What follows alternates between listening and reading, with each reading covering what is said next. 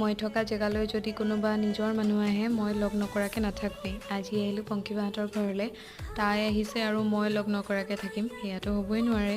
সন্ধিয়াই লাগিছিল, আচলতে মই অলপ দেৰিকৈয়ে গৈছিলোঁ। তাৰপিছত এনেই খোজকাঢ়িলোঁ দুইজনী অলপ টাইম। তাই আচলতে কাপোৰ এযোৰ কৰি আছিলে আৰু একেৰাহে কৰি থকাৰ কাৰণে আমনিও লাগিলে, দুইজনী আকৌ সেইটো কাৰণে ওলাই গ'লোঁ অলপ। এয়া তাই আন্ধাৰত আমাৰ মুখকেইখন একেবাৰে জিলিকা নাই, গম পাইছোঁ বাৰু।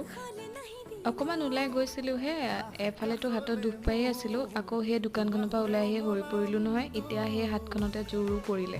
তেনেকৈ অলপ টাইম থকাৰ পিছত ৰাতি ভাত খাবৰো হ'ল আৰু আমাৰ কথা বতৰা আৰম্ভ হৈ গ'ল।